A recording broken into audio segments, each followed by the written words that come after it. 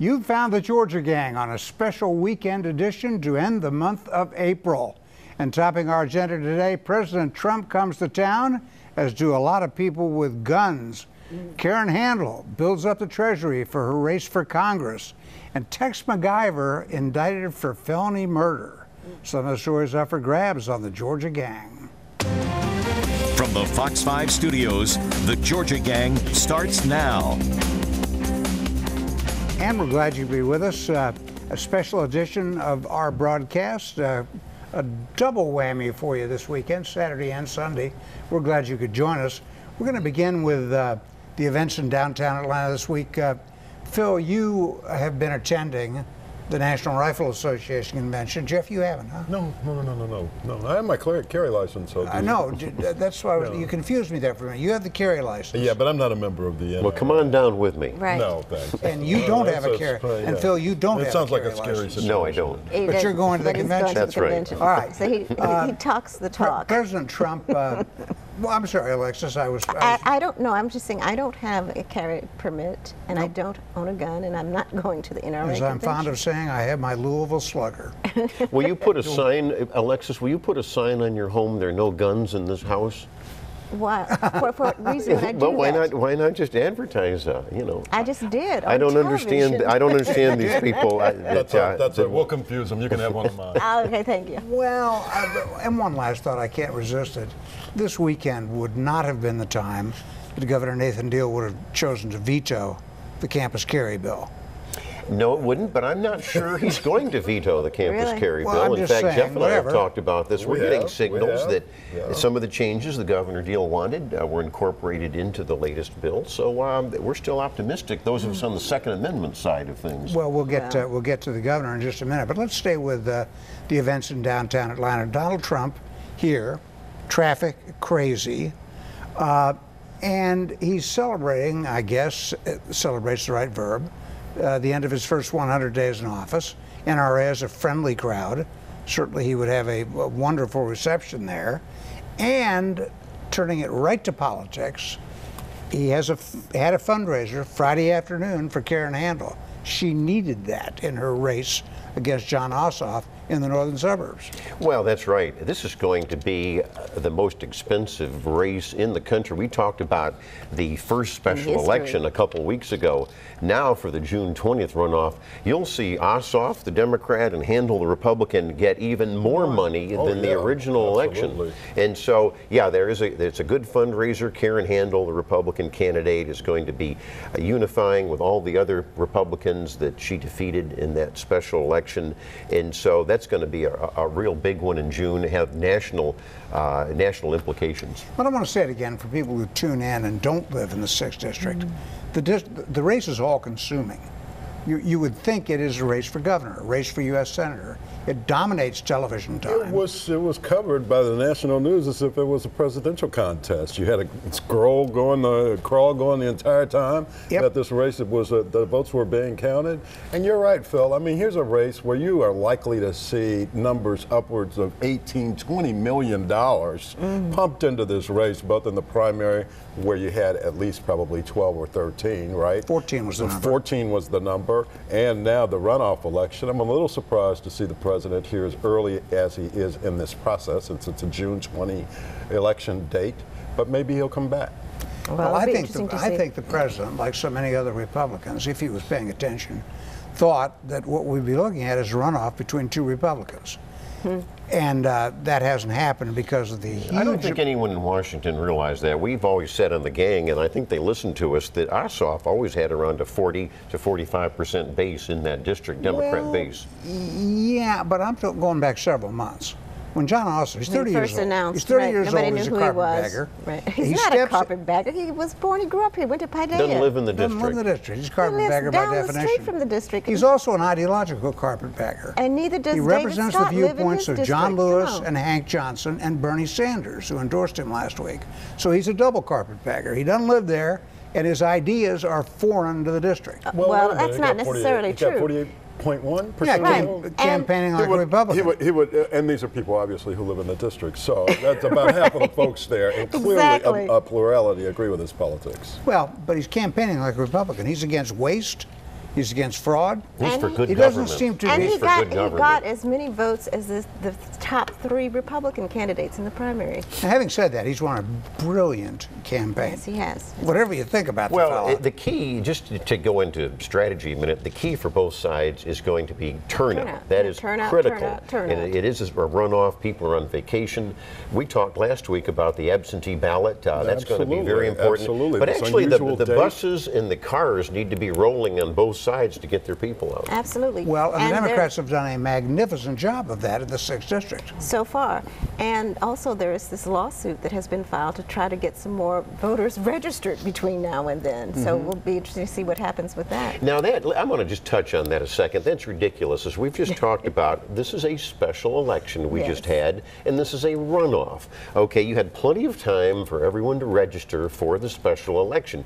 If you're going to, according to this liberal argument, if you're going to have registration now for a runoff, why don't you have other candidates running? I mean, this doesn't make any sense whatsoever. Well, one of the plaintiffs is a person who moved just before the election was held. Tough. And so she was not able to vote in the primary, and now she's not going to be able to vote in the That runoff. doesn't mean I we don't overturn the whole believe runoff system. Under our system of government, correct me if I'm wrong, that if you can vote in the runoff even if you didn't vote in the primary. Isn't That's that correct? correct. That's That is correct. correct. So then there is a basis for a registration effort now. A new registration A effort? new Yeah, registration. because I this disagree. person I who moved into disagree. the district was not able to register. Look, there are 2 lawsuits, and I said this last week, and I'm going to say it again. Democrats want to have open elections, open to anyone at multiple polling places. They want to drive by this polling place and say, oh, look, they're voting. I think I'll go in and vote there. Well, they want open voting, no registration, no, no ID. I've never heard that argument. I mean, I've I've never argued heard that here that argument. I Well, think these that we 2 ought to be able to lawsuits do it seem to online. indicate that. But that I could just drive into any precinct, that doesn't make any sense. I think that we need to know where a At my precinct is and go. precinct, What you on need to election have day, is a woman online said- voting. Well, That's what you needs need to have- I'm here for a meeting, can I vote here? This would be more we need convenient. to have online Well, voting. wait, this so is we where need the to vote from liberals your desk at home forget that or from laws are your made in a telephone. legislature. And so if you want to change the law, go to the legislature. But just all of a sudden wave a magic wand and demand registration for a runoff. the timing is what is critical well, here. it's also illegal. Let's get out of here by saying on your turnout point, the 43% turnout in that primary election. That's huge. That's In a huge. special election, 43%. Yes, it is. Yes, And I it is. think you'll see it again. 28% of the people voted early, Yes. Yeah. which I don't think is constitutional. That's just me. But, well, 28% of you people will, you voted do, early. and I think early voting starts May 30th. So get ready. boy. This is And in 3 the weeks meantime, again. and one other little thing, John Ossoff, tip of the hat to him, he's got an attack ad out on Karen Handel. It's been up for while. 8 days. She has yet to respond. That's troubling. Well, I don't know about what you mean by response. I mean, I think what she's trying to do She is... doesn't have an attack ad up, is what. Well, you know, it's all strategy, and I think she's trying to reintroduce herself in a Republican unity effort. And I think, frankly, if I was putting on a consultant's hat, I don't see Dick where she needs to respond right now. There's going to be enough negative on both sides Yeah, to that come. commercial about her Lexus it runs every commercial Yes. break on some Well, station. yeah, but she's obviously said the whole thing as a total exaggeration, and so I think... But that's one of the key strategic efforts that the Democrats used going back to Obama, was to define the opposition early Right. and often. Well, Right. Well, I think gotta get out. Ossoff has been defined, especially by you, Dick Williams, as a socialist and basically a liar. He's presenting himself as a centrist. Of course, it's a total fraud. It's a ramped up steroid version of the way Bill Clinton ran for Oh, president. wait a minute. No, I don't agree Oh, my with that. I goodness. think that both Republicans and Democrats run toward the center when they get in a close race, and when they want a nomination. We've Well, seen we've seen that on both sides of the aisle. When he was the other night with Maxine Waters, one of the most radical Democrats in the country, that shows where his true allegiances are. Well, and when He's a Tom Perez, Democrat, the come on. Democratic National Chairman, came here a week ago Thursday and said that if you don't support abortion on demand, you can't be a Democrat. Even a lot of Democrats say that was a big mistake by Perez. But he's doubled down on it. He's writing off pro-life Democrats. All right, we got to get out. We'll come back to the state of Georgia, where this past week the governor deal it's fun, I think, being the governor. Get to sign stuff, sticks, mean stuff. We'll tell you about it in just a minute. Not easy. Have a question or comment for the Georgia Gang? Visit their website at fox5atlanta.com. And don't forget us on Facebook and YouTube. It's fun to be governor. Let's face it. Governor Deal worked hard during the General Assembly session, then he gets a chance to decompress. Now he gets to travel around the state and sign stuff. And he gets to go to 5 different places in the state in the next few days and sign the budget each time. Because he's able to say, Alexis, in Albany or Augusta or wherever he is, There's something for you. here's something for you. Here's what you get, huh? Fun. Everybody gets a car, right? It's like Oprah. It's a new car. And then you get to go back to that nice house on West Paces Ferry. But let's talk about what he signed. He signed a bill prohibiting colleges from being sanctuary campuses. Right. I know that was one of your Harbor favorite illegal things. immigrants, that's right. He raised hunting and fishing licenses, the cost of hunting and fishing licenses. That's a hidden tax For the first time in years and years and years. There's a tax Is that a increase. tax Fee increase? increase, yeah. Sure It is a tax Well, the It is a answer is tax. yes. It is a The answer tax, is isn't I'd it? say it's a fee increase, but But it's a tax. okay, but it- By You called it the a tax other name. increase when Zell did it. that's true. That's very true. But I think the most important thing he signed was late in the week when he signed the school turnaround bill. Now that we know has been a priority for him. His constitutional amendment failed. This bill is a camel put together by committee. Well, and I think the main Opportunity part of this Opportunity is, light. but the committee agreed on a chief turnaround officer. We've discussed that before, and I think who that's reports good. to 2 different entities and gets money from 2 Well, different he's reporting entities. to the state school board. And the state school superintendent. Well, the state school superintendent is a consultant. Well, but it's his budget plus the governor's That's budget. right. That's not a lot of money. It's not a perfect thing, but I think A it's a little over good $2 step. million? Right. Yeah. Well- Not much of a budget. And can you fix And how? 90 failing schools with $2 million? I would and- say probably not. Yeah, I would agree with you, Alexis, and not the hammer that they had under the constitutional amendment, right? Because you need to have some cooperation on the part of the school district. Though there's some sticks involved there as well as some carrots that can take some money away and take away some of their budgetary flexibility if they don't cooperate. Well, but one thing that it probably does present an opportunity to sort of re-look at how we do public education, how we do schools, to get rid of some of the regulations, to get rid of some of the testing, to get the local schools more creativity in how they address the problem, and that is well worth it. Now, on another topic involving the governor, and that's the I-85 collapse, and that big hole out there that's caused all of us to rethink everywhere we go. I'm getting the sense from those weekly briefings that thing's going to finish well ahead of schedule. Yeah, I think that's just a The really beams are all in place. And it's a very unfortunate occurrence because if you've been on I-85 recently, I mean, you can just kind of breeze through. There's about 5 or 10 other cars on the freeway with you. And once that thing's fixed, gridlock again.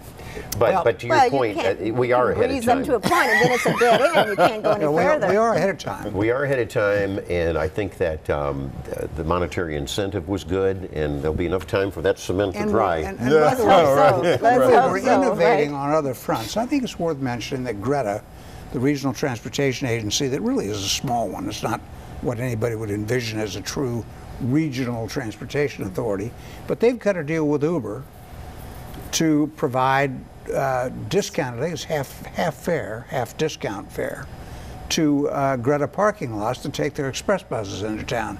That's the kind of innovation that we need to be doing all the time, I think, to end the gridlock even when I-85 is fixed. Wouldn't you agree? And you know, I just Absolutely. as a footnote to that too, over at the Battery and SunTrust Park, where the Braves are now have the new home, there's also a deal been reached with Uber there, and thousands of people are now Ubering. And so congratulations to Cobb County Commission, especially Commissioner Bob Ott and his team.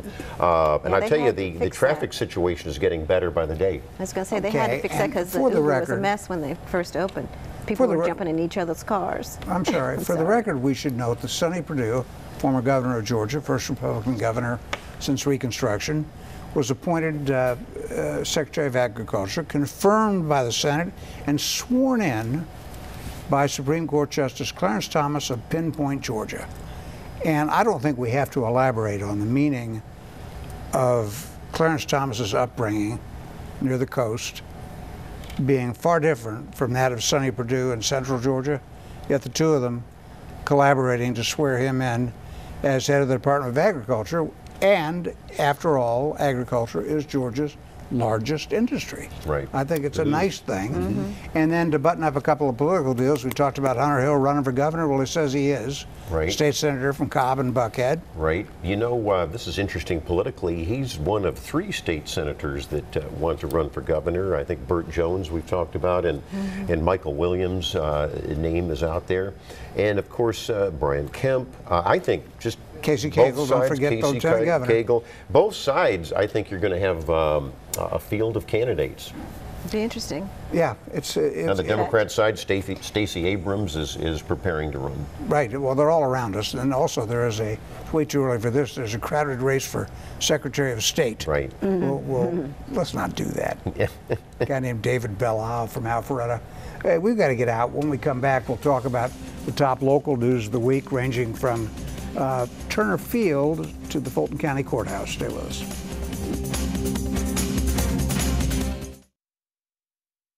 Have a question or comment for the Georgia Gang? Visit their website at fox5atlanta.com. We'll turn now to the news in the metro area. Interesting story at Turner Field, where Georgia State and a developer are trying to turn that sort of desolate area into something nice. And Phil and I find ourselves in an odd position. We read the Atlanta Progressive News. I didn't know you did. I would never admit that I did. Well, the Bible says know thine enemy, so I read left-wing. I read left-wing websites and papers. Enemy? Yes. I'm speaking metaphorically. I don't think that it's necessarily an enemy. It has proven itself to be a pretty good source. Actually, there's some Oh, very no, there they is do some some very good that's his point. reporting. There's some very good My point reporting. is they do some good Yeah. reporting. Yes. And they say there's no deal with Georgia State on this so-called community benefits package. You know, you can look at it as community benefits package or blackmail. A couple of ways to look at it. No, come on. But they say there is no deal with Georgia State. And there are competing factions, I guess. There are a couple of factions over there. There have been since the very start. In interest of full disclosure, I did some work for the Fulton County Rec Authority on that project.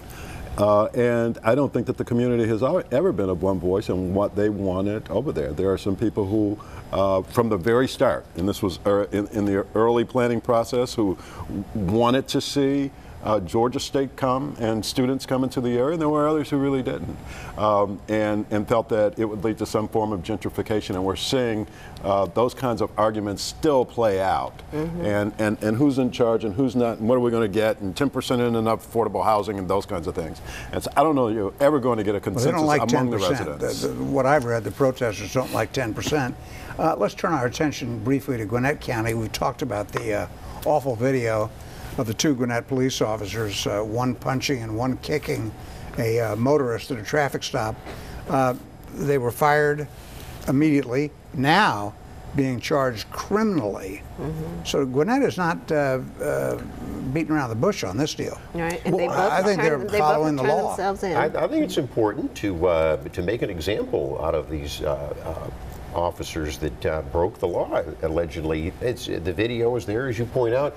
And, you know, I think that, and we've talked about this, we've got to stress more professional training in our police forces. There's bad apples in every profession. There are, but let's look at what Gwinnett County is doing. Gwinnett County is sending a message not only to its police force, but it's sending a message to its citizens and the way that they should expect to be treated when they're pulled over by the police. It's sending a message nationally to how police departments ought to handle these things, how they take them seriously, don't beat around the bush, don't hide behind evidence, get it out there and deal with these officers right away. And so I commended them a week ago. I commend them again. I think that they're doing exactly the right thing, and they're a model for police departments around the nation. Dick, if I may, just to segue on what Jeff's saying, if you're a police officer, you're going to have to put up with all sorts of abuse directed right at you, all sorts of name calling, but you have to keep your professionalism. That's exactly right. Yeah, and you should receive that training you're talking about in order to be able to do that. I'm a total law and order guy, but I hate that video from Gwinnett County, and I wonder how much of that went on or goes on where there is no video. Absolutely. Well, That causes we don't even know. the most law and order advocates among us. Well, that to has been the take a step historic back. question. That's been the question. Since- That's been the issue for decades. Well, Right? you Now also- everybody I know carries. that. Now everybody carries a video The flip camera. side of the Right. coin is all of the good things that law enforcers do that are never captured on video, I agree. and that the liberal media never Well, highlights. but a lot of viral videos are out there about the police participating in neighborhoods with citizens. So Now let's talk about this crazy Tex McIver case. The labor lawyer, Republican activist of long standing, who was put into jail this past week for having a gun found in his sock drawer. This is where you learn that news is always news. You can't make it up. And then a day later, while he's in jail, he is indicted by a Fulton County grand jury for murder. This is a felony murder. Phil, this is taking a turn I didn't see coming. Well, I think some of us did, and this is going to become a national case. It has all of the factors. It could be a great movie. I mean, you've got politics, race, a wealthy couple, the shooting of his wife last September. And just to break it down a second for the viewers, yes, you did have the bond hearing. He is going to be staying in jail because, as you point out, he's been indicted for felony murder. And let's analyze that for a second. Is this an overcharge by Fulton County DA Paul Howard? You see prominent defense attorneys saying he's been overcharged. Apparently, from what I'm reading, the police say, wait a minute, we don't see there was intent to the shooting. So I think that's going to be the big issue. He's now going to go before 12 jurors, and they're going to have to decide his I fate. think they're going to have a hard time saying that he intended to kill her unless there's some evidence we don't know about. There's Well- talk of a second will, that sort of thing. Well- but it's a classic and whodunit. insurance, etc. Well, the other thing is, I think, to go to the point that Phil raised about class, race, and gender. I mean, had this been a black incident, possibly on another side of town, that person would have been arrested and indicted like in 20 minutes. Immediately. I don't know. I'm not going to say. Look, let me get to one other piece of local news that I think. But we should- indicted for what? That's the question. And tampering with witnesses is part well, of this. that allegation has come out in the press, and I would think, I'm just trying to look in the crystal ball. It's kind of like that hot car case with that fellow in Marietta. They had to have the trial moved to Brunswick. I think that I don't know if Tex McIver could get a fair trial here in the Atlanta area with all of the publicity. All right, we've got to get out. I did want to talk. Maybe we'll do it in winners and losers. I do want to talk about a tale of two companies here locally, Coca-Cola and Home Depot. We'll try to squeeze that in when we come back on this special weekend edition of the Georgia Gang.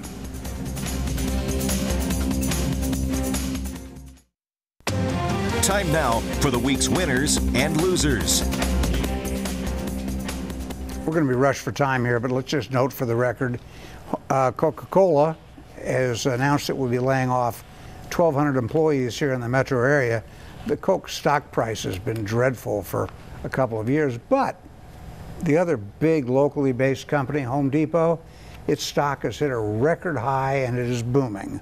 So you get some sugar with the salt. Jeffrey, what do you have? Hats off to Denise Turner, a Spelman grad and congressional aide who was one of 3 women who's been highlighted in Essence magazine and also honored by John Lewis for their role in crafting legislation for the African American Museum in D.C. So Denise Turner is my winner. I have another winner, Michael Robeson, an old friend and parking executive, gave a speech last week to some parking industry executives, and he told them, I haven't driven a car or parked a car in 3 years. I take Uber everywhere. And it shows how that industry really has to adapt and change. Okay. Interesting. Was she in the Stay Woke edition of Essence? That I don't lady think she was mentioned? in the Stay Woke, but I'm glad that you're catching on. I'm so happy to Stay Woke. Alexis, what do you have? Okay, on a somber note, I want to remember John Smith Sr. He was the publisher of the Atlanta Inquirer. He passed this week. He was also a former president of the National Newspaper Publishers Association, the Black Press organization. And just last fall, he was inducted into the Atlanta Press Club Hall of Fame, so he will be missed. Quickly. Oh, I want to congratulate the High Museum for the Driscoll Prize Dinner that comes every year. And the Latin Tech Expo had a summit here this week. All right, read it in Spanish. Phil, what do you have? I got a winner, Lieutenant J.D. Lawrence over there in Cobb County Police Department. He did the transportation plan. Things are working out very well at SunTrust Battery Park. Bob Ott, the commissioner over there I mentioned, has done a great job with his whole task force on straightening out things. And my loser is a sad note. I saw a Facebook page urging the desecration of Confederate cemeteries. Come on, even the Marietta Cemetery got a threat. That is wrong. Well, and it's wrong to take down all the Civil War monuments in New Orleans. I saw that news Taking story. down Robert E. Lee, taking down, what's next, Stone Mountain? We always say that. It is coming. Well, I'm out of time, so I'll just note for the record that as of Monday, in Chicago, Illinois, 992 people shot. By the time you watch this broadcast, it ought to be up over 1,000. We're only in April. Does anyone care? See you next week on the Georgia Gang. The opinions expressed in this broadcast are those of the panelists appearing in this program.